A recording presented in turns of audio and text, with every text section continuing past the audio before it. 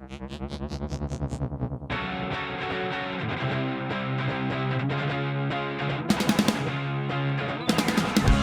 Bigfoot Collectors Club with Bryce, Michael, and Riley.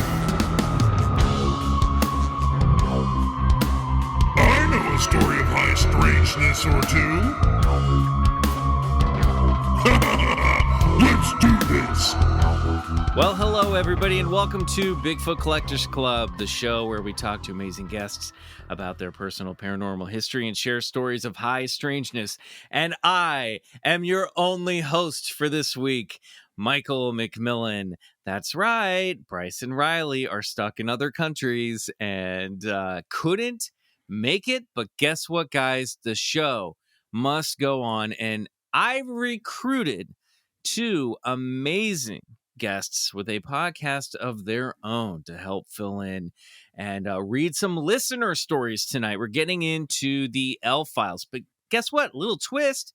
We're also going to have some personal paranormal history in this episode because one of these guests has never been on the show before. So get excited. Oh man, it feels like I have so much power now doing the show all by myself. I can make it whatever I want. But I won't. I'm going to keep it on the rails, and I want to get to our guests. So real quick, let me do some clubhouse keeping. Support the show by joining our Patreon, BCC The Other Side, for $5 a month. You'll not only unlock 3 bonus episodes every month, but also gain access to the entire backlog to The Other Side, which contains over 4 years of bonus content. And if you're feeling fancy, you can upgrade for $9 to the ultra terrestrial tier, where you'll get some exclusive semi-weekly. I'm going to say at this point, he's catching up. He's been on vacation, guys. He's not here to defend himself, but some bonus cosmic tracks from Riley Bray. No complaints yet, so we think people are still loving that tier. Our official BCC Jet Ski Summer t-shirt, that's right, guys. BCC Jet Ski Summer Rolls On by James Mulholland is on sale right now in our TeePublic shop. You can find the link to that in the show notes of this episode, or in our link tree found in our bio on Instagram at Bigfoot Collectors Club. Finally, if you don't feel like spending money on us, that's fine. Just enjoy the show that you've been listening to for 4.5 years for free every week.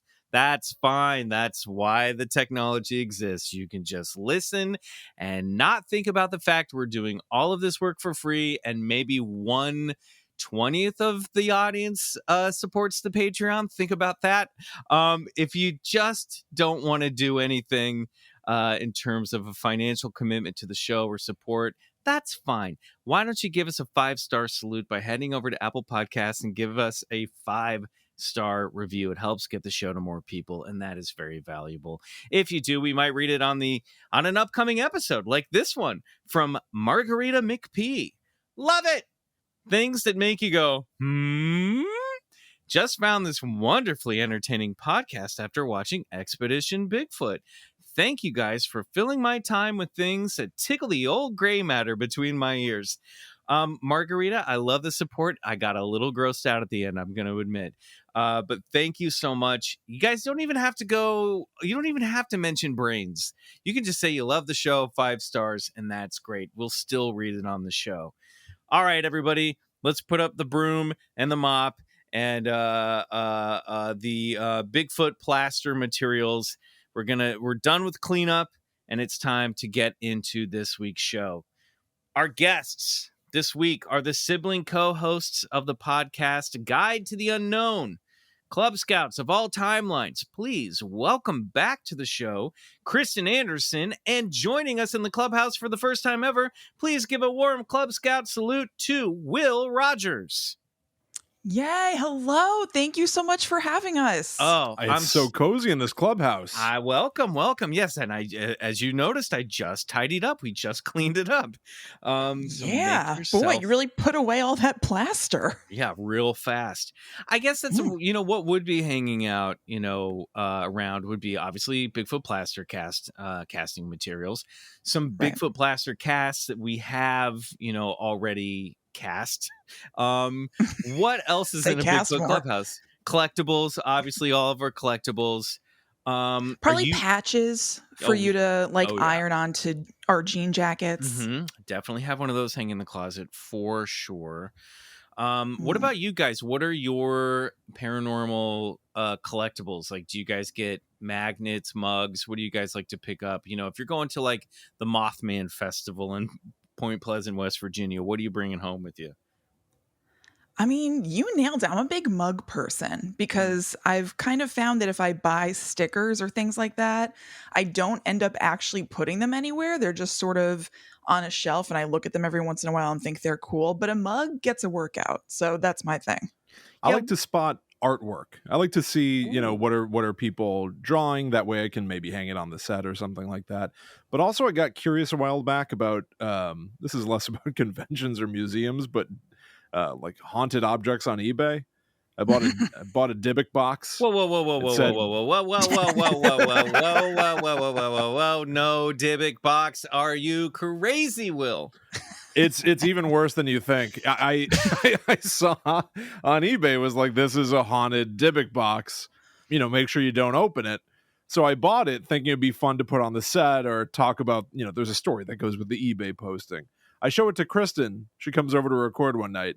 Her instantly, she grabs it out of my hands and rips it open. All right. In my home. No. What are you guys doing?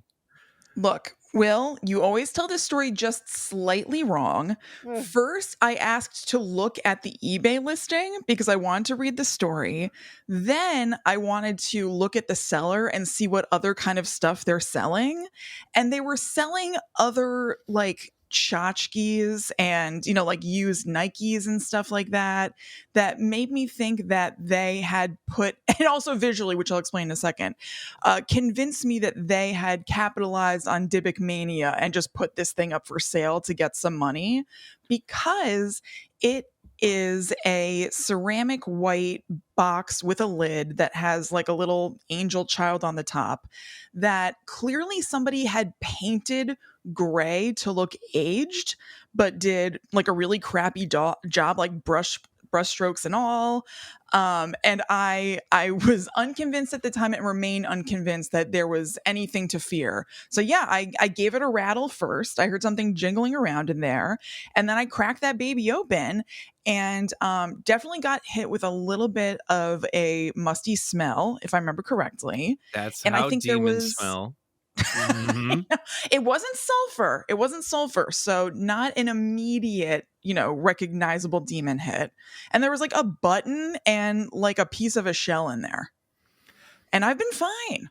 I appreciate yeah, you describe all the logic behind your actions.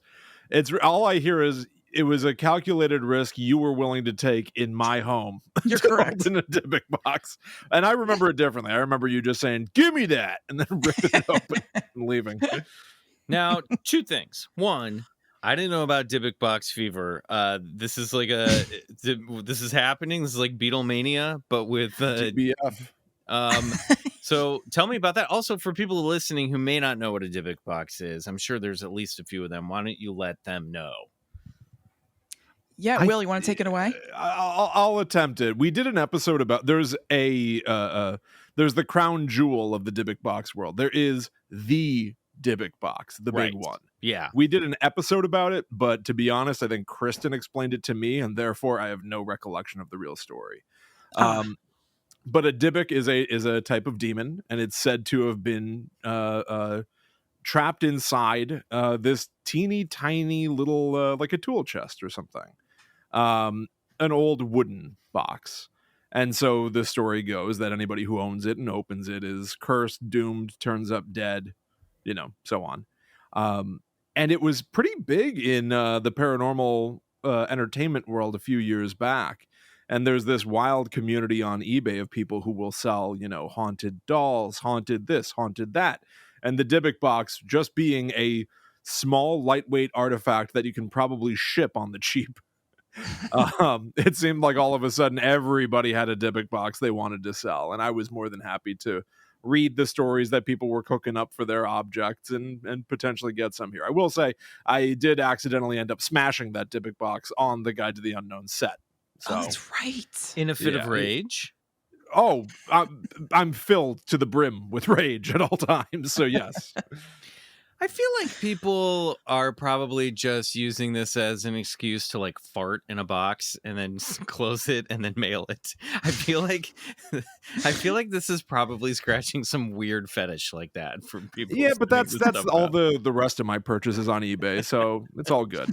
I break even. What was the story behind this particular Dybbuk box? I'm gonna be honest with you. I think I was less enchanted with the story, and I was more looking at a price I was willing to pay for something I didn't believe in. If I remember correctly, I think that it was found when somebody demolished a house, and so they were not sure what it was, but they could not open this container. And something went awry in their life, therefore I'm gonna sell it for $30 or something like that. But it was really more the price tag I was into, because some people will sell these things for way too much money. You know, you would feel like with all this like demon trapped in a containment unit rage that like genies and lamps would be making a comeback. Why aren't people like talking about, or maybe they are, we're just on the wrong, side of the world, but like, are there stories about people like finding like magic lamps with gin in them, with genies? Interesting. That's a really good point. You're right. It hasn't really taken up the mantle and spot that Dybbuk boxes held for a while. And maybe it's time. Maybe it was going to be on the come up, and then that weird Aladdin live action movie like smashed it back into its own bottle, and we decided to just put it away. Yeah, because we have all collectively decided to forget that movie. That's true. There is a sequel coming, though. No. Are they doing a live action Return of Jafar? Oh, sure. That was announced a while ago. Yeah. Wow. Now, weirdly, at the end of Aladdin, the good guy, Genie, he goes free. Meanwhile, the evil Jafar gets turned into a genie and trapped. So maybe that really was the origin story for Dybbuk boxes to begin with. The good genies have all been set free. We're left only with the evil. Oh, I like that. Yeah, I just feel I feel like TikTok is primed and ready for like a magic lamp. Like, these are the 3 wishes I asked for my genie. Like, you know what I mean? I feel like we need to be getting some like underground TikToks about genies. Yeah, we can start that. You don't hear much good news from like paranormal TikTok. It is usually, I found there's a secret room behind my apartment's bathroom mirror that's spooky. It's never I found a lamp and I made 3 wishes and all my dreams came true. Yeah, but they always go wrong. It always goes wrong. That's true. Those are my favorite games as a kid. Genies. Come up with the perfect wish where there is no loophole for horror. That was a fun game. Tough to do. I don't think it's possible. I agree. It's a hard one. So speaking of growing up, you guys are siblings. And now we've had Kristen on the show before, and she's gotten into her personal paranormal history. You guys can go check out the White River Monster episode from April 7th, 2021, if you want to hear more about that. But Will, you're new around these parts. So what is your personal paranormal history? How did you get into this stuff? And have you had any weird experiences of your own? The short answer is I've had an experience or two of my own. I listened back to the episode that you did with Kristen last year, and especially now that we've been doing a show together for a few years and we've deliberately sought out paranormal events together, some of my experiences are wrapped up in what Kristen talked about. She told a story of going to a seance in Asbury Park, where supposedly our dad made contact. And one of the ways that he made his presence be known is he was described as rolling his eyes at us for going to a seance, which is so awesome. And like, I know this is probably something that a lot of people would say, but it does distinctly feel like something our father would do. But I also love the irony of a ghost rolling their eyes at you for believing in ghosts. Like, what are you doing here? Yeah, it's all real, but like, it's gonna happen. You don't know that, you losers. So I love that, and that is something that I think about all the time. But growing up in Connecticut, in the middle of nowhere where we lived truly, it felt like on the edge of the woods, where who knows what was in like the wild couple of acres behind our parents' house. And I used to, ride my bike up and down these old trails where you would suddenly just find a long abandoned barn, off the side of a trail that's leaning over like a 45-degree angle. Looks like you could blow on it, it's going to fall down. Everything just had, it was oozing with history and age, and it just always implied to me, oh, there was something here that's not here anymore. Everything felt like the end, in a sense. And so I was always interested in scary stories and spooky things. I remember I accidentally watched the movie Psycho when I used to say when I was 4 years old. That seems insanely young, but I was pretty young. I was way too young to be watching Psycho, and it definitely gave me a complex. I after I saw that movie, any shower for the next decade at least, as soon as I started to shampoo my hair, I would be so terrified that while my eyes are pinched closed so that I don't get shampoo in my eyes, somebody's sneaking into the room. I would frantically try to rinse off my face and sometimes just open my eyes with shampoo, like going into my eye sockets, just to make sure that I wasn't about to be killed. I just was always anxious. I was scared. And that's why you haven't taken a shower since. That's right. I'm very smelly. You guys went through a lot of Visine in that house. Oh yeah. And then by the bucket full. One of my favorite things, and we honestly don't talk about this enough, in my opinion. Kristen and I did a live show, one live show before the world shut down. It was like perfect timing. We didn't know that. But for it, we went to a few different supposed hot spots in New Jersey for hauntings. We're just, odd locations. And one of my favorite things, just 5 minutes away from me, there's a movie theater. And in the parking lot behind the movie theater, literally in the middle of the parking lot, there's a grave. It's raised up. It's about 10 feet above the ground. You have to like climb up the sides of bricks to get up to it if you wanted to. But this grave has been there forever. Just and one grave? One grave. Part of the story goes that there might be several people in that plot. It is the grave of a woman named Mary Ellis, and sort of a classic ghost story of she fell in love with a ship captain who sailed off one day, and she used to sit on that spot before it was a movie theater, before it was anything. It was a hill overlooking the Raritan River in New Jersey, and she would wait for him to return, but he never did. And so she eventually died an old woman alone, buried on that spot, yada, yada, yada. Eventually AMC buys the place and raises the ground, dipping it in to pave a parking lot, but they respect her grave. So I, trying to be respectful, I've filmed and shot like 5 different things around that grave because I'm fascinated by it. As a moody teen in New Jersey, that is always where I would park whenever I went to the movies, even though it's like oddly far away from the entrance. I've always gravitated toward it. So for this live show, we went to go check it out with rudimentary ghost hunting equipment. Guide to the Unknown is all about fun. We're here to sort of like enjoy spooky stories rather than really methodically studying things. It's about love. So we the love of spooky stuff. I know, but it just sounds gravitas-y.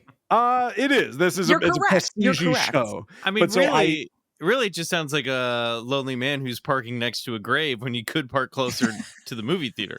Well, that's also true. I mean, it could be both. You got to get your steps in too. Let's not discount that. Very true. We spend a lot of time sitting down as podcasters. Oh yeah. So I went up to the grave and I had a one of those like thermometer gun things. You know what I'm talking about? Yeah, it was an EMF meter, I think. No, it was a temperature gauge. It was a temperature gauge. We had that too, but yeah. Yeah, I was pointing the temperature gauge at the headstone and filming it. I have footage of this. And you watch the temperature on the gauge jump up over the course of maybe a minute that I'm standing there. It goes up a good 7 or 8 degrees. And I didn't know enough at the time to know whether or not, maybe that's just, it takes a while to get an accurate reading. I don't know. But then the more places we went, the more I would use that same temperature gauge on stone, basically everywhere we went, and never, ever, ever saw any climb like that at all. Interesting. Yeah, it was strange. It feels notable. I've been thinking about it a lot lately for some reason. I mean, I would go back and run that experiment again and see what happens because, you would feel like the ghost would be cold, though, wouldn't you? Unless she's pissed. unless that she's I climbed up angry. to her grave. Or Leave me she's really alone. in love. She finally found maybe That's she thinks you're the true. sea captain who's come back. Maybe. Oh my God. That was actually the temperature raising was because of the pitter patter of her heart. Exactly. Oh, mi amor. Passion's running high. In all seriousness, half kidding here, but have you thought about visiting the grave dressed as an old-timey sea captain Oh to my God. see if it provokes any kind of response? Oh. The answer is no, I have not, but I'm in. What are we doing here, Will? Let's He do does this. have a big bushy like sea captain Yeah, beard. You could pull So it I off. think you could play the part. I can do this. All right. William, this I'll be right might be the greatest role you've ever played. I mean, back. And I've played many. if you're out there filming anyway, you might as well dress up. I would like to see if maybe that would provoke some kind of response because do they say that her ghost hangs out around there at all? Are there ghost stories of Mary Ellis? Not to my knowledge, No. and I've looked into this quite a bit. I not to toot my own horn. I almost feel like I probably talk about this more than other people. And I've never heard a ghost You're story about Googling Mary and Ellis. now you're just seeing your own podcast come up, and that's about it. Right. I'm not kidding. I've literally done maybe 3 or 4 different shows about it. Kristen, I just I think he's obsessed with this grave. I think I'm a little concerned. Should we have an on-air intervention about the Mary Maybe. Ellis Grave right now? it's too cool. It's awesome. It really is. It's such a weird oddity. Like just this structure that's raised. I don't know, Will, what do you think? Like 10 feet Yeah. above the parking lot with just enough room and enough grass for a single grave and headstone. It's fucking awesome. Well, I've if just you- never seen anything like it. If you have a picture handy, send it my way and I'll put it up on the Instagram for this episode so Yeah. people can check it out. You bet. And so you did fall in love with horror movies because at some point you got over your fear of it and became obsessed because obviously you guys are also big horror movie enthusiasts. Yeah, big time. I genuine obsessive to the point that I used to sit down and study horror movies, sit and take notes. And I ended up becoming a writer, so it makes a certain amount of sense, but Well, there you go. intense. Yeah. Productive. What are your? I was on my local streaming service the other day, and I was actually looking for a horror movie to watch. What are your 2022 recommendations? What are your favorite horror movies that have come out this year? Anything? Ooh, I would say, have you seen The Black Phone yet? No, you're the second person to bring it up to me in 2 days. This is a synchronicity. All right. I mean, the spirits are telling you have to watch it. It's probably going to be on demand soon or on your local streaming service. Pretty soon if it's not there already. And it's really good. I would give that a strong recommend. Yeah, I would too. I liked The Black Phone quite a bit. It was a story that felt cozily familiar, and yet I haven't seen anything quite like it before. There's like a classic ghost story kind of feel to it, I guess. Yeah. Which you guys have a ton of up in Connecticut. Oh, yeah. You're from New England. You guys are like in the hotbed of classic GSs. That's what we're calling a GCS. That's a classic ghost story. We have classic flying saucers, and we have on the show, we have classic GSs. CGS. That is true. You're right about that. Did you see how about X? Did either of you see X? I did see X. No. I enjoyed X. X was fun. Throwback to the but not necessarily like, which all horror movies don't have to be, but not really like, as far as I remember, not really like a supernatural element to it. No. No, not very, very weird. Yeah, a little trippy, even though there's not a supernatural side. You're right. Yeah. Weird. I'm Good trying to stuff. think of like a 2022-ish horror movie that has a supernatural bent, but what's coming to mind, even though it's old, because I just watched it, is Sinister. Have either of you seen that movie? Oh yeah. It's with Ethan Hawke. Mhm. Okay. So I watched it because we went to see The Black Phone like a few weeks ago, and it's with the same director, I believe, and Ethan Hawke is in it too. Oh, he did the And- first Doctor Strange movie as well. Sure. Oh, okay. This guy's on the move. Yeah. You know what? Good for him. Yeah, Zipping he his top. ended up doing Black Phone because he walked away from the sequel to Doctor Strange. Right. Oh, okay. Scott Derrickson is the guy's right. name. Yes, that's right. I follow him on Twitter. And Sinister was like, you know, it was a fun watch. The end, I had seen it before, but I'd completely forgotten it. And the end is something for me personally, but it was still a fun watch overall, I would say. Great. I love it. Are we counting again, not supernatural, but can we count the new Scream? It does have something that is You guys inexplicable. You got.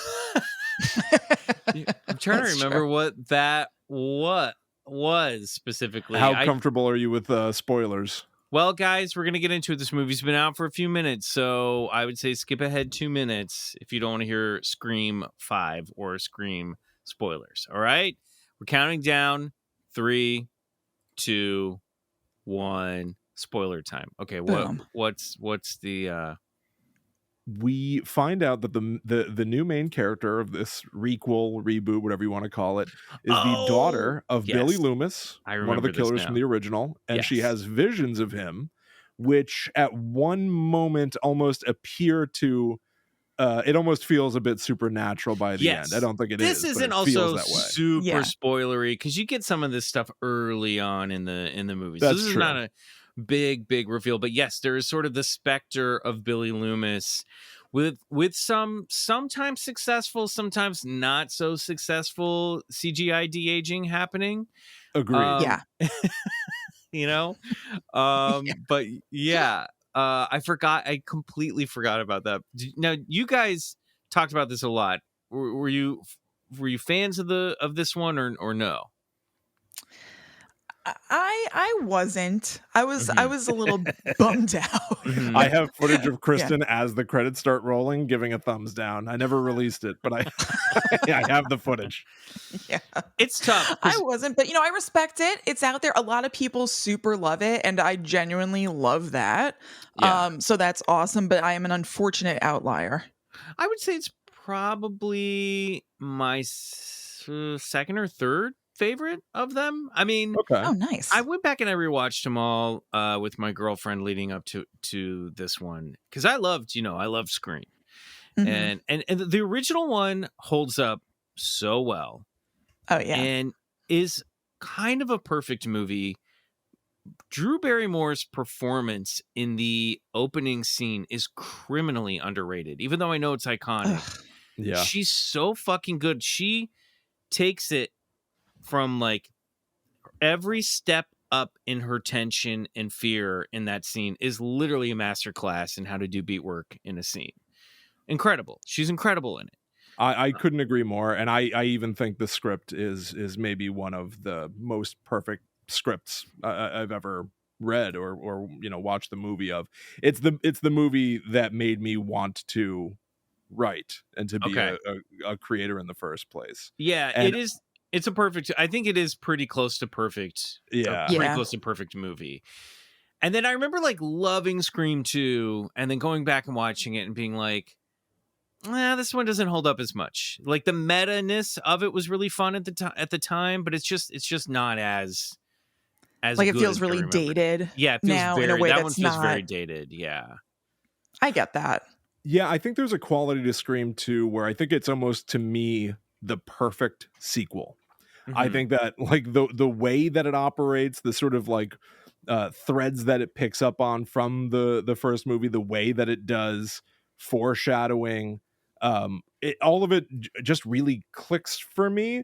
The one thing that I struggle with is that like by doing now there's a movie based on the events of the first movie, that it's like Scream 2 is the film that set the franchise on a path to being way too meta and way too comedic, and like people started to take the wrong lessons away from that franchise. I think that's smart. I think you're right. And I think like the franchise, including Scream 5 or Scream 2022, 2021. Yeah, it's confusing to refer to. It is. It's tough. Like even that still lives in the shadow of that decision in 2. But you're right. It's still a good movie, and it's still my second favorite out of them all. But anyway, we digress. Guys, go see Scream. Of course. It's about check it out. It does have a character called Ghostface in it, but it's really just a person and a lot of people throughout many movies. Before we head into the break, what stories from the New England, like, I almost said era, which is not the way to describe a place. I know what you mean, like the canon. Yeah, like the new what? Yeah, like have you guys been to Sleepy Hollow? Have you been up over there and like checked that out, or is there anything like? Have you guys gone and looked for like spooky little creatures in the Catskills? I mean, what out there is something that you guys really enjoy about the local folklore? We have been to Sleepy Hollow. I've only been once, and it was really we drove through to film something specifically for a Guide to the Unknown around Halloween. So when we went, there were like kids in costumes all over the place, and we saw very scary. A statue to Ichabod Crane. Yeah, I was very terrified of the children. Mm-hmm. I remember screaming. But I got the feeling from Sleepy Hollow of like, oh, I gotta come back here when I have more time. Yeah, it is fun to see kind of like the touristification of the story Sleepy Hollow. Like, you know how there are those giant blow up things that people put in their yards for Halloween and Christmas? Like it'll be a giant blow up Santa. There's like a thing of that for the Headless Horseman. I have to imagine that's a very limited run because it's a pretty niche thing, but it's definitely cool to walk around there and understand that it's like a serious and respected story. It's like really revered. There have been all these different versions of it, but that there's like a little kid who has like lollipop all over his mouth who's wearing an Ichabod Crane t-shirt. What a nerd that kid is. Way into that so lollipop. Sticky. Yeah. Hyper. You know, again, criminally underrated. The Headless Horseman, one of the best iconic ghosts of all time.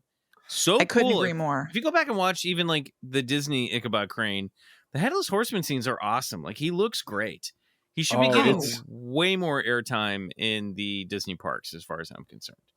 Oh, that's a very good point. Yeah, Haunted Mansion. Listen, I love Haunted Mansion, but you're so right.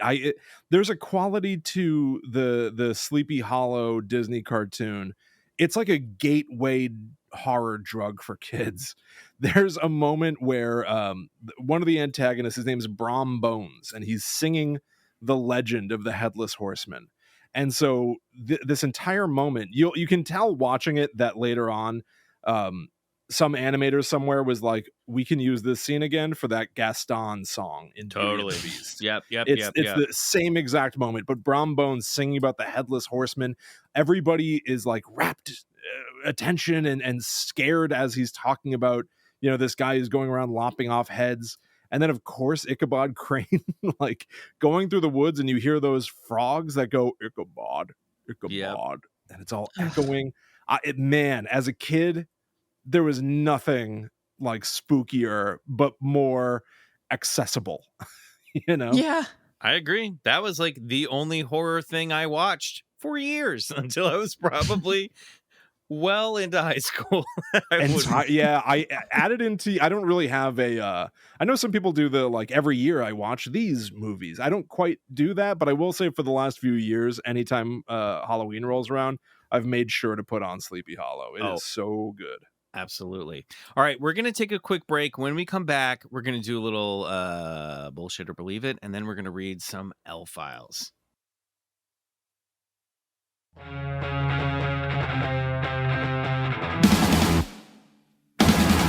All right, we are back with Kristen Anderson and Will Rogers of Guide to the Unknown podcast.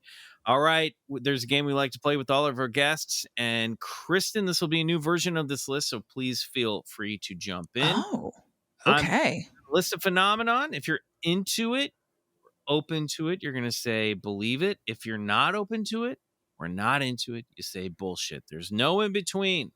I'm worried about this. You're going to have to do your best. We can come back and talk about some other stuff. If we can circle back at the end of the list. Okay. But we're just going to have to commit one way or another. This is a game we like to say we call a game we like to call bullshit or believe it.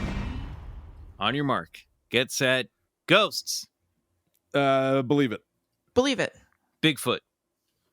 Bullshit. Believe it. Aliens. Believe it. Believe it. The Bermuda Triangle. Bullshit. Bullshit. Parallel dimensions. Ooh, believe it. Psychic. Yeah, I guess believe it. Psychic vampires. Bullshit. Oh God. I guess bullshit. Spontaneous combustion. Bullshit. Bullshit. We literally just talked about this. We'll revisit. Astral projection. Bullshit. Bullshit. Ouija boards. Bullshit. Believe it. Alien abduction. If I'm going to say aliens, I got to go with believe it. Believe it. Dogman. Bullshit. See, now I feel like if I said Bigfoot, I should say believe it to Dogman, but I don't know. I feel like it's less prevalent. Bullshit. Mothman. Bullshit. Love you, buddy, but bullshit.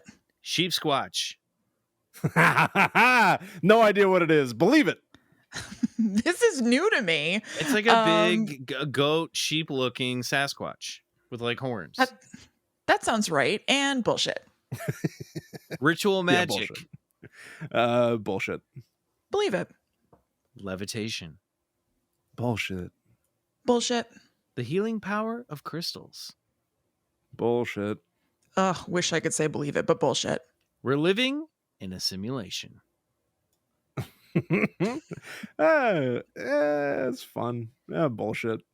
Yeah, you make it sound very inviting. And bullshit. The government is hiding the truth about Elvis. Oh. Anything else, I'd believe it. I'm going to go with bullshit. Yeah, bullshit. Alien human hybrids. Bullshit. Bullshit. Miracles. Bullshit. Believe it. Reincarnation. Bullshit. Bullshit. Destiny. Bullshit. A real man shapes his own destiny. Bullshit. Life after death. I said ghost, but I'm going to go with bullshit. Believe it. Whoa. All right. Sort of. I mean, pretty interesting. You guys are pretty I don't want to say cynical, but skeptical. For two people that have a podcast about this stuff, Yeah, fair. you seem very practically minded. I would say you're not getting caught up in the hype. I'll say that. Like some of us have a tendency to do over on this show. Yeah, I will go so far. I've taken heat for being a little dogmatic about being a skeptic. For me, I loftily describe what we do as being about love, but really all of this to me boils down to human impulse and us as social creatures. I'm always just fascinated to see the way that people interpret the world around them and the way that we entertain each other. And I come at all of this from genuine curiosity, and I would love to believe more, but I'm so much more caught up in why do we tell these stories? Mm-hmm. Yeah, the output of this stuff is fascinating to me. Just in the fact that we get this folklore, if it is just stories, the fact that these stories exist is fascinating. Yeah. Mm-hmm. I completely agree. And I would say I'm more open-minded, but when push comes to shove and forced to plant my flag, I do skew more probably not. But I, number one, love to think about this stuff. I just find it so fascinating and exciting. And I do also love the storytelling of it, how it gets passed from person to person, how it changes person to person, what things we seem to really like glom onto and blow up, and what things we don't. Honestly, kind of like Dybbuk box versus genie lamp earlier. Yeah. I think it's really cool and interesting, and I really am, even though there are a lot of things I said bullshit to, I'm still I could be I could be swayed. I Yeah, really I sure. go where the wind blows on this stuff. I mean, this Kristen's game, a pushover. I this totally game- am. this game does twist your arm in one way or another. So you know what I mean. Yeah. Yeah, if you haven't picked up on it, I'm very overly verbose. That was a hard game, but I could have done that all tonight. That was great. Yeah, it's super fun. Spontaneous combustion. This came up a couple episodes ago, maybe last week actually, and both of our guests were like, "Believe it." So I mean, let's hear the rebuttal. Okay, Will, why don't you go ahead? It's so awesome. So just like we stumbled across talking about spontaneous human combustion recently. So Like 2 days ago. Yeah, literally. This is not a plug, but so we also have a Patreon where we do, like you have the other side. Ours is the Netherworld Dispatch. So we we'll look at clips from stuff here and there. And one of the things we've been looking at recently is unsolved mysteries.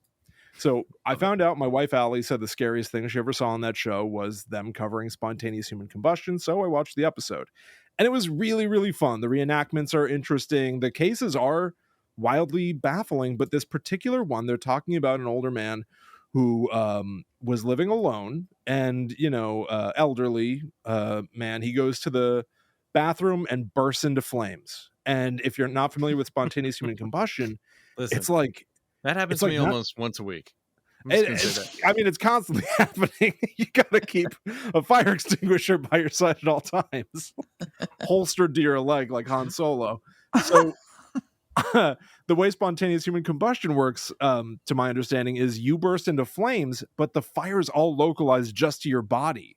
So even if it melts a hole through the floor, somehow, almost impossibly, other stuff in the room might be unaffected. So it all just lends this creepy atmosphere of like, oh my God, he burned and nothing else. So now you go I'm into interested. this- Now I'm hooked. Now I want to look into this because that's a good hook. That's a good hook. I think Yeah. we're on two similar paths. In the future, we're going to end up having the same topic come out on each of our shows. I'm very curious now. But so on the show, on Unsolved Mysteries, there's a believer who's talking about, you couldn't even run another test to get this same result. Like the answer is, we have electrical currents running through our bodies. He short circuits. He goes up in flames. And then a skeptic comes on. And the skeptic, you might think is just sort of the counter argument, but the things he said were so aggressive. It was and harsh. It was harsh, but also like kind of mind blowing. He goes, so this particular gentleman, he was known for smoking a pipe. And not only that, but he had been known to frequently set his clothes on fire. He would light his pipe and keep it in the pocket of his robes. His clothes were covered in burn spots. And then Robert Stack's narration comes in and says, the old man in the bathroom also frequently kept matches in his pockets. And then the next thing he says is, but who knows? Did he spontaneously combust? And you're like, no. He frequently set himself on fire, and he'd lined his clothing with basically everything kindling. you need for a bonfire. It's like, it's insane. This is just like these are early stories to explain people falling asleep with a lit cigarette in their bed. Exactly. That's my feeling. Yes. I think the same. It seemed like a pretty open and shut case from what Unsolved Mysteries put forth. It was just But like, yet I've never heard 5 smoking guns get stated in a row. It was pretty damning evidence. Right, quite literally. Yeah. And the skeptic guy, what was it he said, Will? He was like, so these people who are researching this are losers and they need to get a hobby or something like that. He says they need to get a life. This is like an older man in, the late 80s, early 90s, hyper aggro on anybody who Brutal. believes in spontaneous human combustion. It was kind of awesome. Now I just got to see this episode. I can't wait. Oh, check it out. You're going to love it. It was great. All right. Well, Kristen, Will, I brought you in today to hear and read I think we're just reading today, but we'll hear each other read some L files. These are listener files, stories that our listeners have sent in to BigfootCollectorsClub@gmail.com.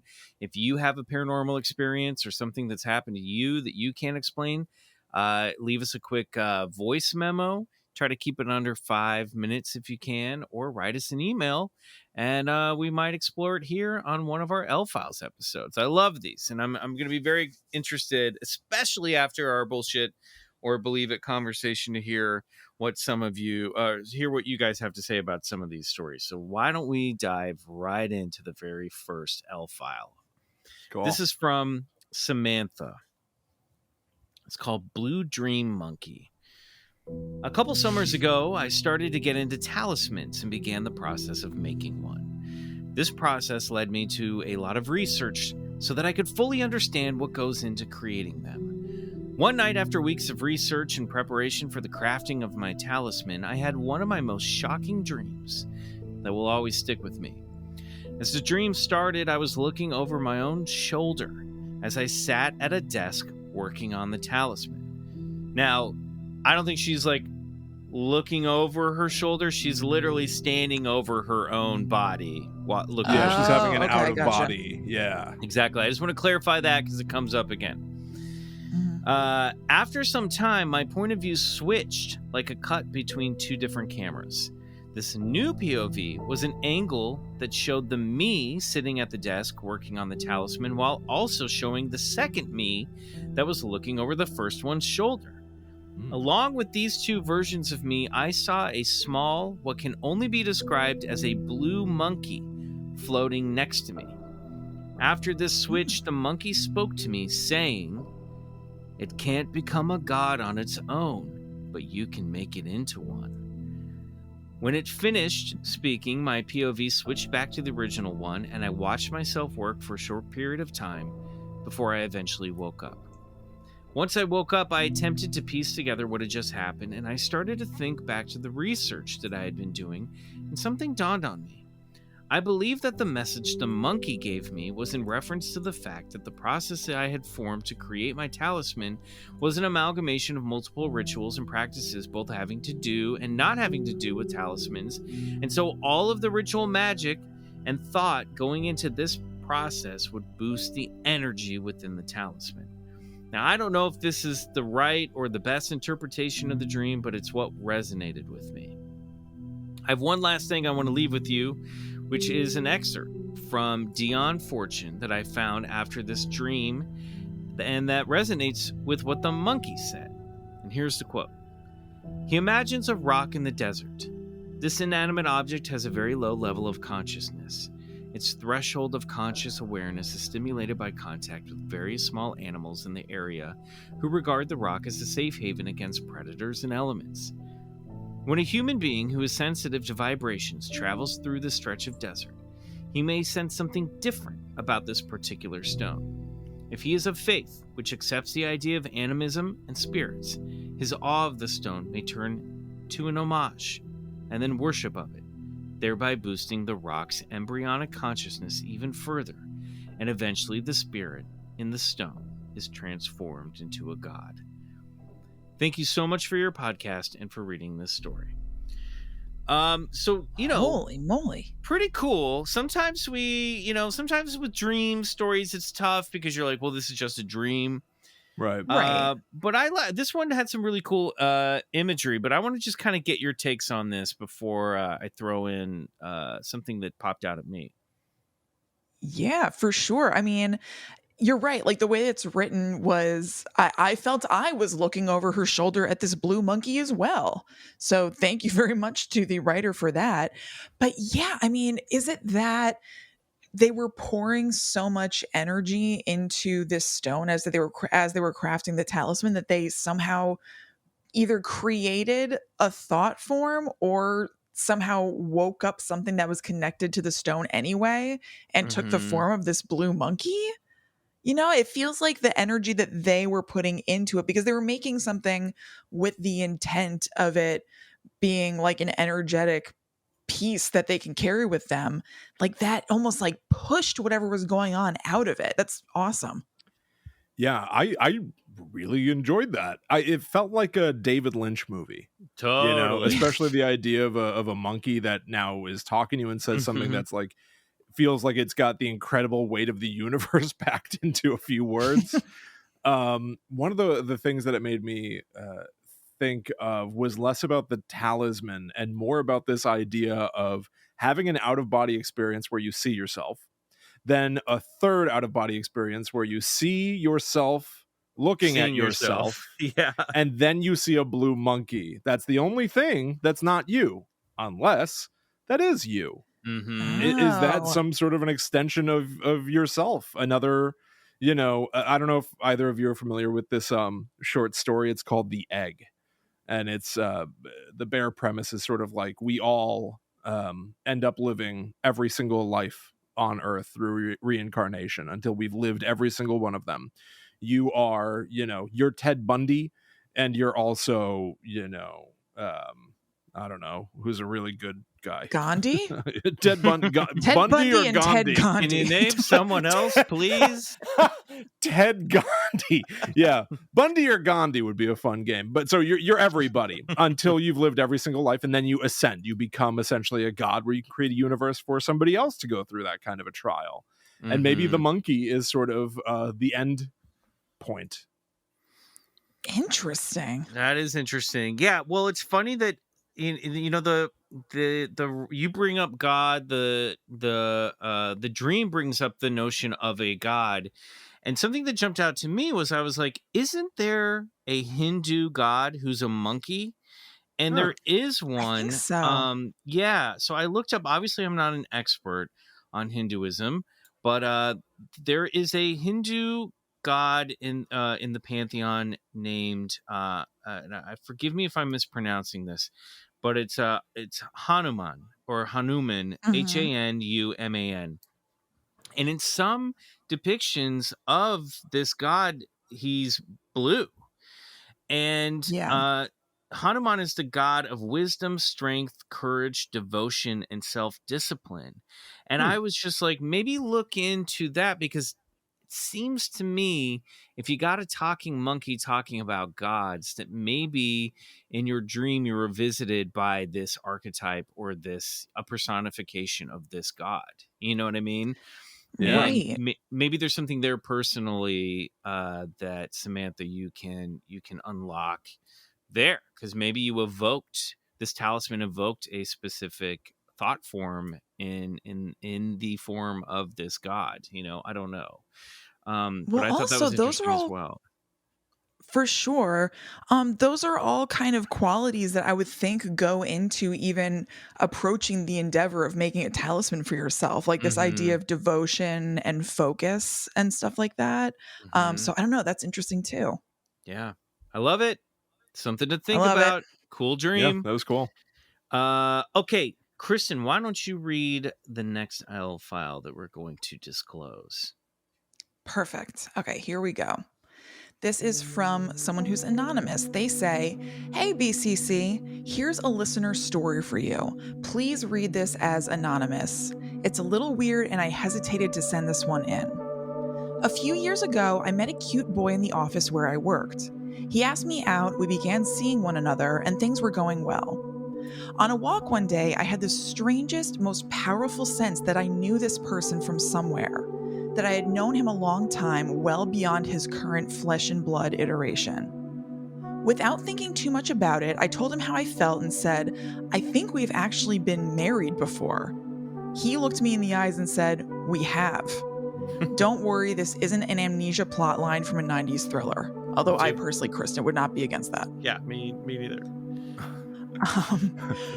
We continue to explore this sense we both had. We would go into a meditation session and share what we had experienced when we'd come out of it. As we recounted our individual experiences in the meditation, we realized we were seeing the exact same scenes. This also happened when he would place his forehead on mine, and we could see the exact same images and scenes from what were maybe our past lives together. We both had the intuitive sense that we had been together in many, many other lifetimes, but that we had chosen to go at this life without one another.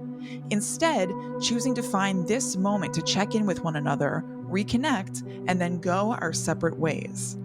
The relationship ended shortly after that with no hard feelings, and I left the job a month later. This is honestly a very special memory for me, even if it's all a load of shit. It just feels incredible. I know. It just feels incredibly special that we may all be souls living our many lives alongside one another for century after century, and that we could find an old partner or a friend and reconnect to say, "Hello, I'm still here. You're doing great. Keep going. Thanks for the pod, Anonymous." Wow. Woo! That had to be some connection. Yeah. I also like, if you guys are looking for a way to get out of a relationship I amicably, know. this is the way to do it. This is like a master class, because you can Yeah. be like, all right, I'll never see you again in this life. Yeah, talk about a conscious next time. uncoupling. This is Oh the my way God. to do it. It's perfect. Oh my This God. is, I mean, I love this. I also love. Yeah. It's also like, it's sort of like, even, you know, I'm by the way so open to this, Anonymous, so I don't think it's necessarily shit at all, so don't be so hard on yourself. And Yeah, also, for sure. it's not really that weird. It probably just is weird to you because this is obviously very personal, because this was someone you were in a relationship with. But you know what, also what I think is cool is that you found somebody that when you turned to them and said, "I think we've been married before," they were like, "Yep, we have." Like, how cool is that? And also a Absolutely. sign that you obviously had a connection that maybe was from previous lifetimes. Yeah, Yeah. like that's like the ultimate acceptance. you know? Yeah. Yeah, Totally. exactly. And how cool that you guys were both like, and we're not going to see each other anymore. Like, I want to know, I know. what wasn't working out about this relationship, because it seems like it was going great. You know what I Right. mean?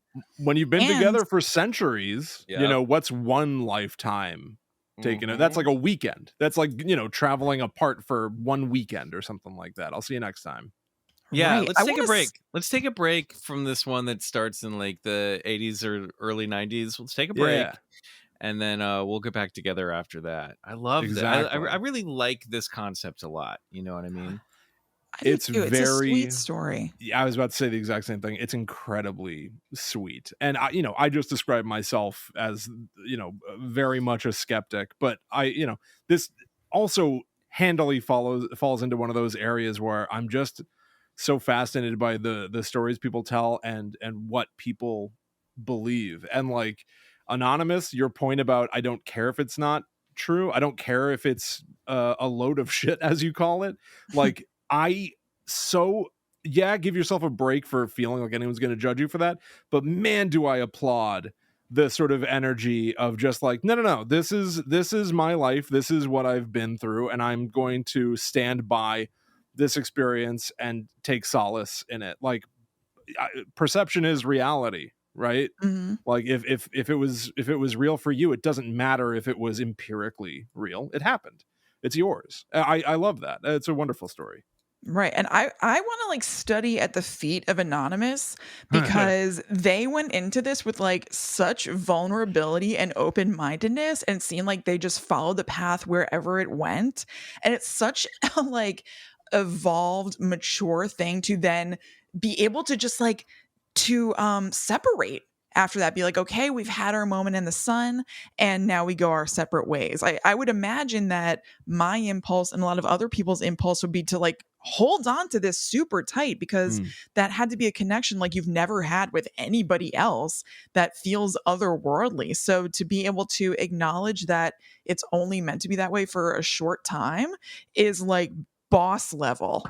So good job. Boss level. Pretty great. Yeah. I love the phrase I want to study at their feet. I just picture you like kneeling down and saying, "Teach me."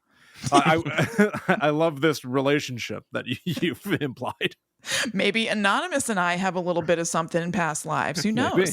Yes, Never you're know. constantly begging them to teach you stuff. Please help me. Yeah. Help me break the cycle. Oh, next life. Yeah. All right, Will, what do you have in your L file folder there to disclose? So this story comes from Thon. I hope I'm pronouncing your name correctly. And I'm Our not next door- sure if they're a he or she, to be honest. So I'm not sure what the pronouns are here. So maybe it's they. I'm not sure. They didn't specify. I'll say that. I couldn't tell. So here we go.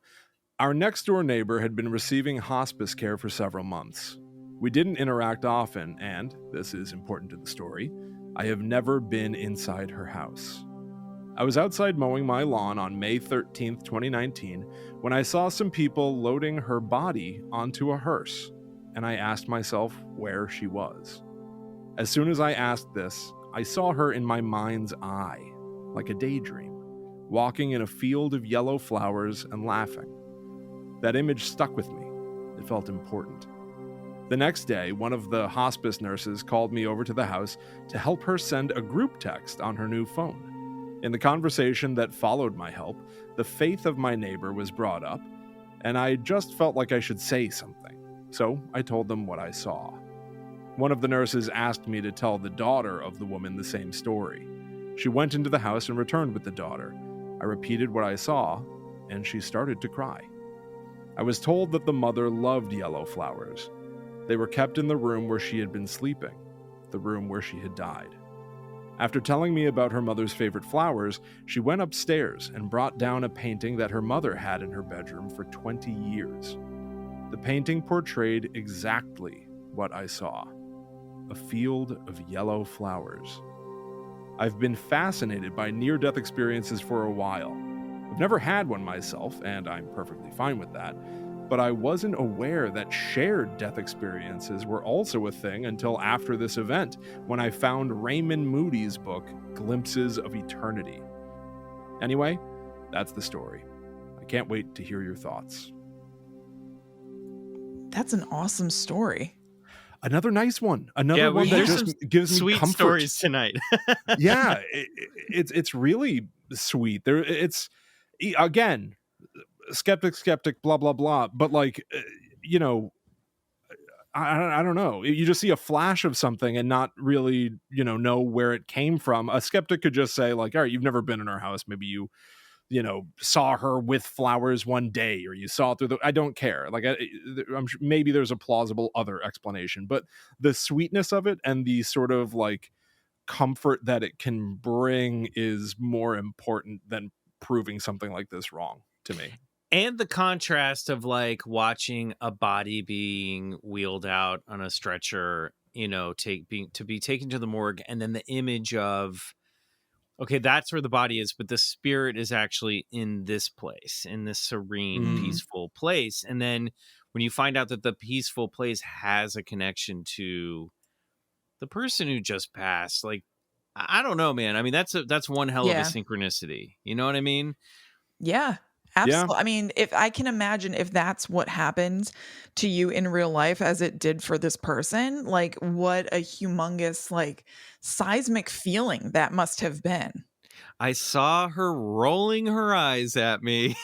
Yeah, exactly. Right.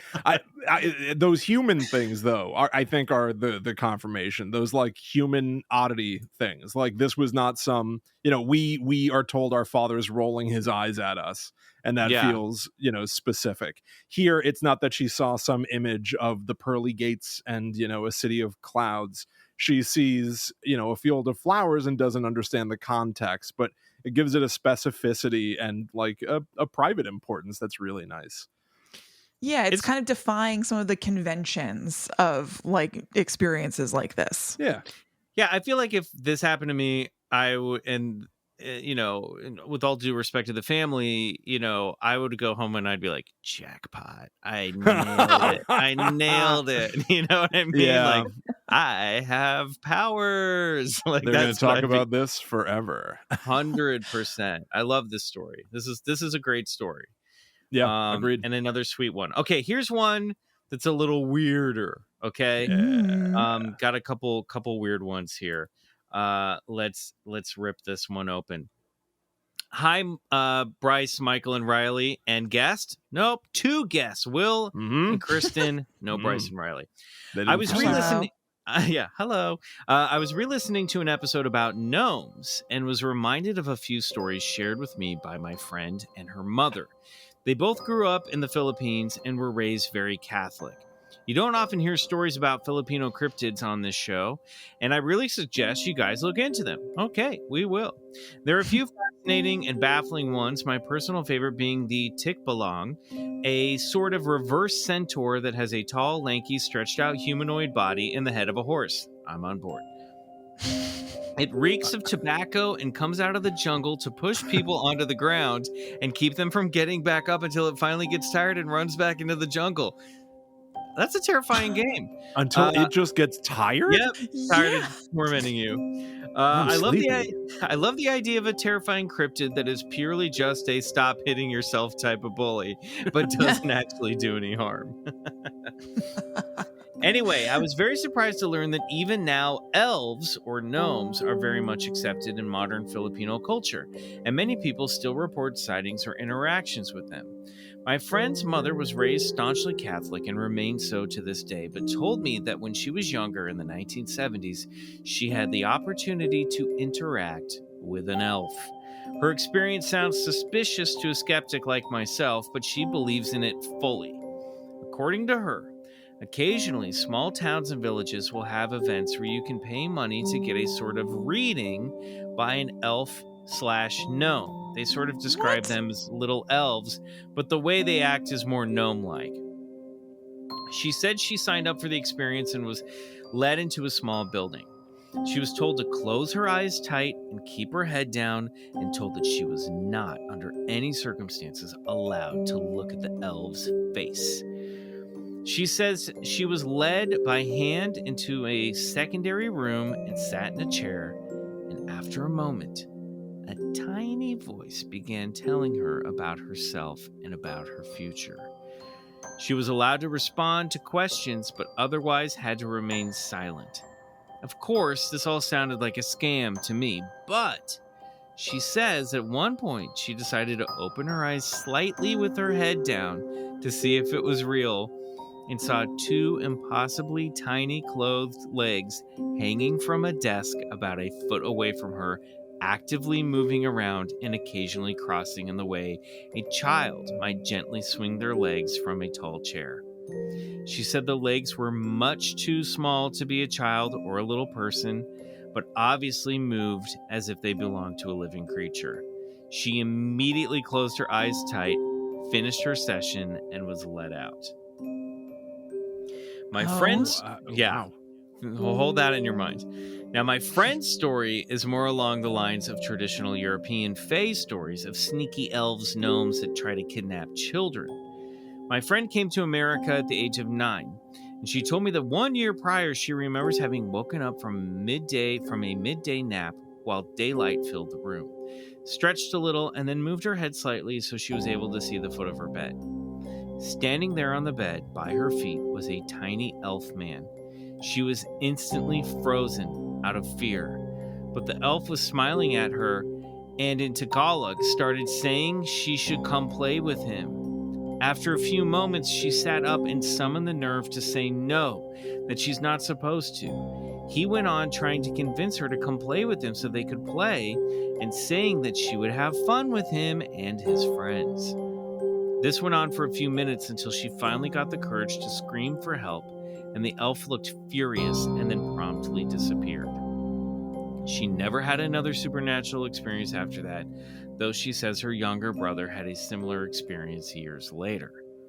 These stories stick out to me so much because these two people are otherwise extremely pragmatic, skeptical individuals, but they don't talk about these events as if they were weird or even out of the ordinary. They tell them as if it's just a normal part of life in the Philippines, seemingly with an attitude like, yeah, this happened. Wait, are you telling me this doesn't happen to people here?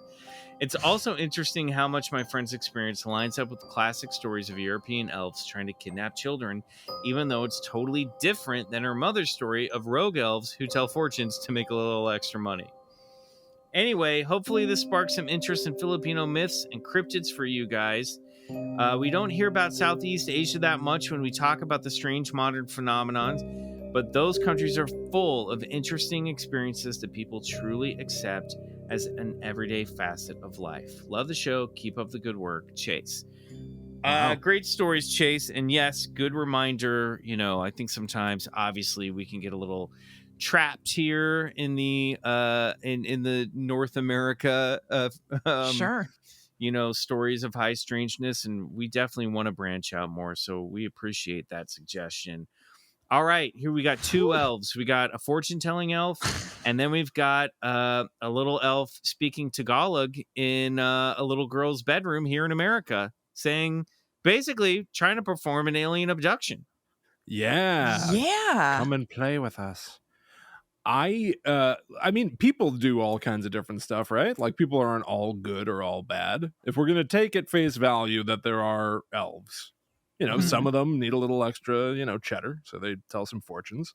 Sure. And some of them want to whisk you away to somewhere for something. What are they taking children for?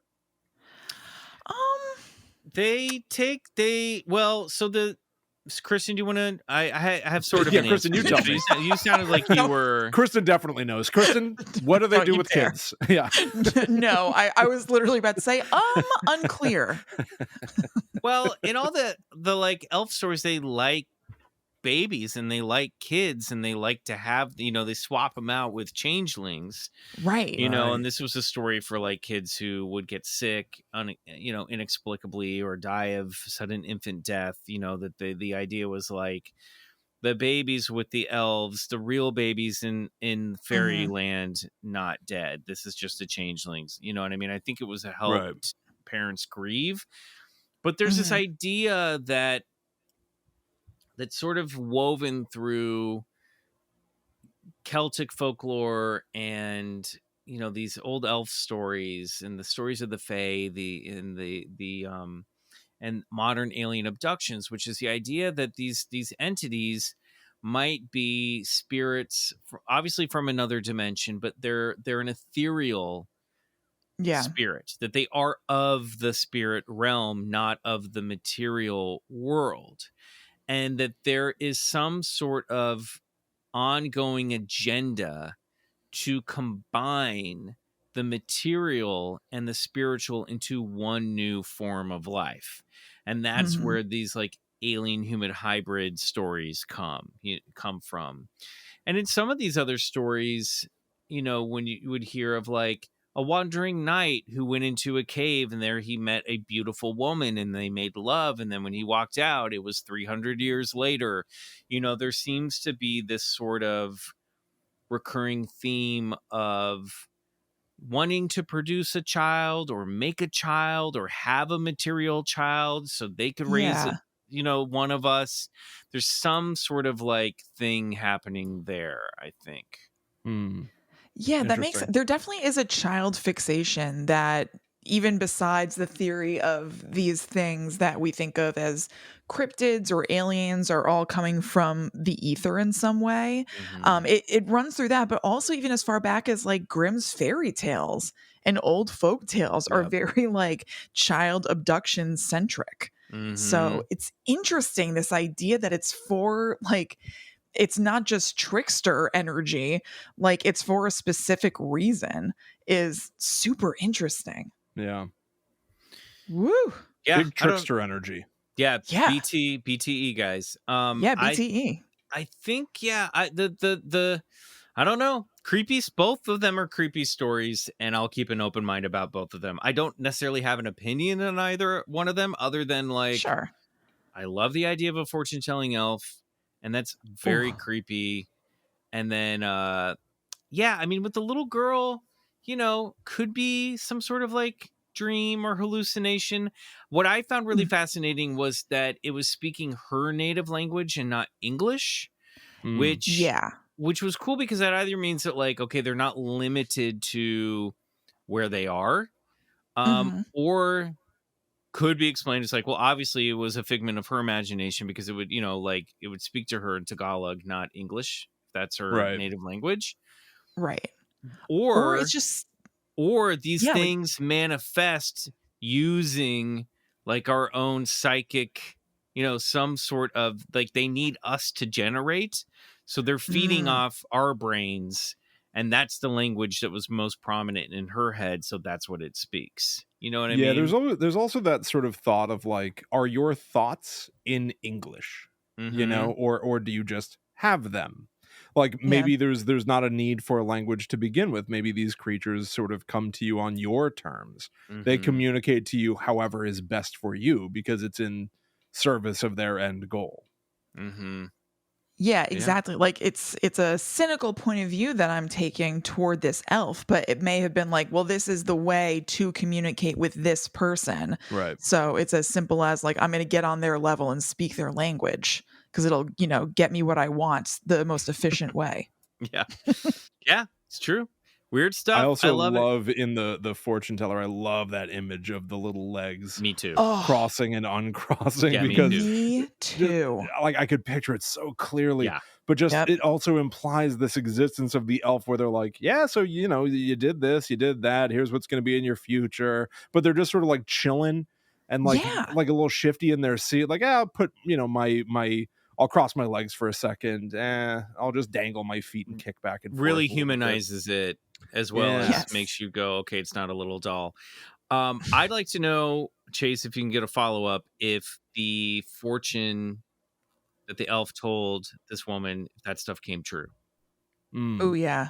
Because if it told her future, if her fortune was good, then I'm more inclined to think it was really an elf. That's all I'm going to say. I'll leave it at that. I think that's fair. Let the facts speak for themselves. Yep, exactly. Do you guys have time for one more quick one? Sure. Bet your ass. All right, here we go. Great. Here we go. This is from Logan. Years ago, I was friends with a guy. I'll refer to him as Jay, who was an all-around bad guy and had carried a lot of bad energy around with him. Months prior to my story taking place, Jay and another mutual friend of ours were camping at a local boat launch, and they had seen a blue orb floating through the woods on the other side of the river. After witnessing the blue orb in the woods that night, Jay had strange things happening at home and in his car. At home, Jay was hearing the classic footsteps, scratching, tapping on the walls, voices and things moving and falling to the floor. In his car, Jay was hearing whistles, doors unlocking and locking, glove box opening on its own, and the radio changing stations in volume. Jay had named his new companion Roger. I had only heard about Roger and the unexplainable things that would happen from Jay, and hadn't put much credibility into it until one day, Jay and I were hanging out, just the two of us, at his grandmother's farmhouse. We were in the upstairs bedroom watching YouTube videos and smoking some marijuana. I became thirsty and went downstairs to fetch a glass of water. It happens. Smoking that sweet ganja. When I walked I've become thirsty. It's called Cottonmouth, Logan. When I walked past the laundry room at the very bottom of the stairs, I saw someone moving around through the small crack of the door and assumed it was Jay's grandmother doing some laundry. Until I had turned the corner, and there she was on the couch, cigarette in hand, watching Jeopardy. I was a little spooked, but had brushed it off, grabbed my glass of water. I made my way back upstairs to the bedroom and didn't mention anything to Jay. Some time went by, and we continued on with our business. Jay and I were sitting on the bed and on the desk against the opposite wall. We were sitting on the bed, and on the desk against the opposite wall was a glass ashtray that would light up and flash with pink and purple lights when bumped or when a joint was snuffed out in it. Jay had his back to the ashtray, and behind him I had seen the ashtray was flashing its pink and purple lights. I was shocked and said, "Dude, your ashtray is lighting up." Jay replied calmly, "That's Roger. I told you this stuff happens all the time." We both sat there watching this ashtray still flashing. I said, "Stop," and it stopped. And then I'd say, "Go," and it started again. We were absolutely terrified and amazed. We looked at each other, and one of us said something along the lines of, "Let's get the fuck out of here." We ran out of that house and peeled out of the driveway like we'd robbed a bank. Sometime in the 1980s, a man had drowned at the boat launch Jay had seen the blue orb at and picked up Sorry, let me go back. Sometime in the 1980s, a man had drowned at the boat launch. Jay had seen the blue orb and picked up Roger. I'm not sure if that's who the spirit was or what had followed him home, but I believe something about the bad energy and the shady nature of Jay attracted Roger. I haven't talked to Jay in years and do not plan on it, so I will never know what came of this, but it sure did freak the shit out of me. Writing this gave me chills, and I hope BCC and the listeners can enjoy this story. This is my most profound paranormal experience, but I do have more stories to send in the future. I love the show. It gives me something to laugh at and really enjoy this in this crazy world. Thank you, Bryce, Michael, and Riley. What do you guys think? Roger, we have to find Jay. Yeah, seriously. Time to check in with Jay. I don't know if there's maybe you can just check on Facebook, check around. I don't know. I don't recommend someone attract a spirit and then name it, because I feel like then you're really asking for trouble. Yeah, you're really letting it get cozy with you. You know, you've got a buddy thing going on. Jay was described as a troublemaker, almost literally. Yeah. A bad guy with bad energy around him. Yeah. Right. I wonder if maybe if this is like an external thing, excuse me, or if this is a poltergeist situation where Jay is causing all this stuff, including the blue lights. You know what I mean? Oh, yeah. Psychically. I really like that.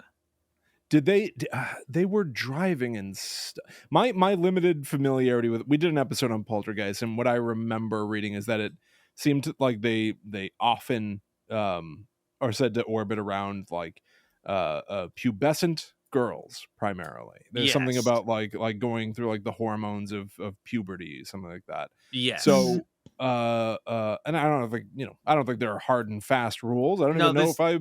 It also just sounds like men who were scared of menstruation, and so they're like, exactly. There's a ghost. There's a ghost coming out of a vagina. There's a ghost. You know, paranormal menstrual cycles. But in a lot of like the poltergeist stories we hear, like the Enfield horror and stuff, there's typically adolescent kids around, and it's when they're going through like big changes. You know, right?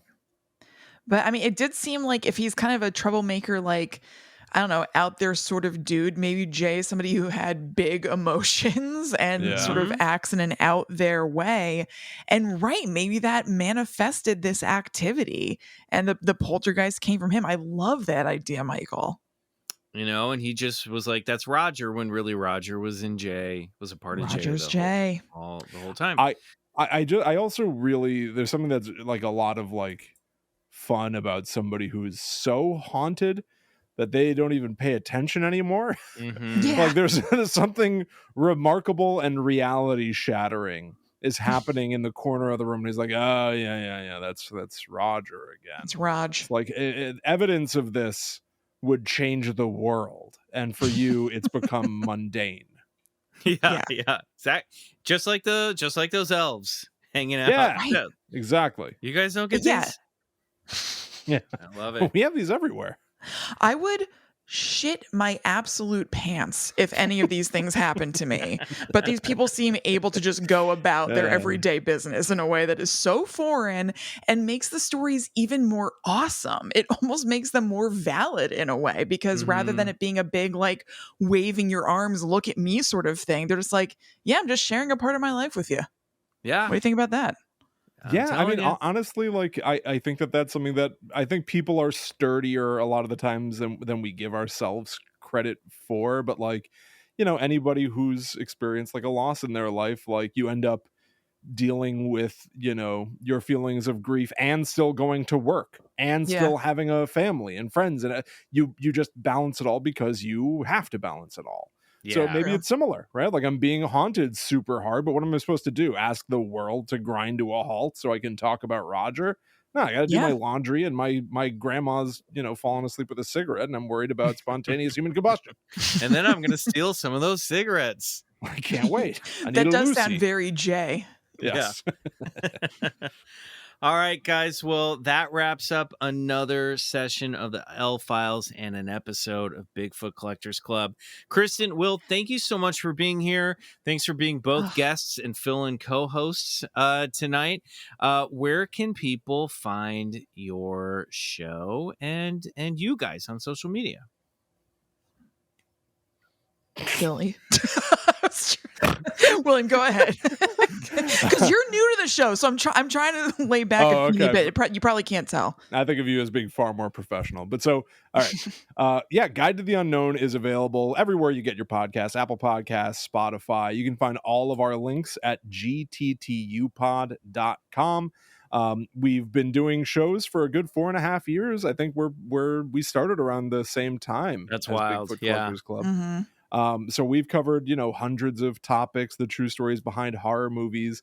Very recently, we covered things like alternate reality games and paranormal events in Canada. A lot of fun stuff on our feed. I hope people enjoy. Cool. You can follow us online at GTTUpod. You can follow me and read some of my writing. I'm at The Myth Traveler. Yep. And I'm at Chillin' Kristen everywhere on social media. Love it. And of course, you guys will be tagged in our posts over on Instagram. And guys, if you're not following Bigfoot Collectors Club on Instagram, it really is. I mean, maybe some of you guys aren't on Instagram. I get it. But it really is sort of like the visual companion for the show. So that's kind of the social media that we do now. Yeah, that could change in the future. We might add some stuff. We've kind of taken a step back a bit from Twitter, but like if you want to see any of these things, if you want to see the picture of that grave that Will was talking about, give us a follow at Bigfoot Collectors Club over on Instagram. Plus we're posting more like fun videos and stuff over there, so check it out. Follow me at McMills while you're over there. I'm in an episode of For All Mankind this season. You can see that. Bryce is on Expedition Bigfoot. Check that out. Riley, check out his ultra terrestrial tier on the Patreon, BCC The Other Side, patreon.com/Bigfoot Collectors Club. And I think that's it. Will, Kristen, thank you so much for being here. You guys are a blast to talk to. Always thank great. You. Nope. Nope. Up this whole ending. No. Oh my god. Great. It was so smooth for so long. I was like, it's always great to talk to fellow paranormal heads about this stuff, and I just had a blast. This was a ton of fun. Thank you so much for having us, for having me for the first time. I love that we can be like Joan Rivers when she guest hosted The Tonight Show. Remember that? That's an old reference. Multiple times. But then, she went and got her own show, and then Johnny Carson was very mad at her. Yeah, I know. Boy. So a feud is brewing between us. Yeah, just waiting. Harboring beneath the surface. Those who don't learn from history are doomed to repeat it. Yep. All right, everybody. Thanks again, Will, Kristen. And Kristen, I'm going to let you take this tagline. I know you've heard the show. Until next time, good night. Oh, God. Perfect. Kristen notoriously she forgets how to end our show, for the record. This is a routine. Let's not change it. We're gonna leave it right there. Bryce will be back next week. No, Kristen. That's the best. She's really kick herself for weeks. It's honestly my favorite thing that's ever happened on the show. Really excited because I really set myself up for that. Well, because before you came on, I was telling Michael about how you were busting my balls, because I'd be like, oh, I'm Bigfoot Collectors Club this, I'm Bigfoot Collectors Club that. You were like, she's wrong with that.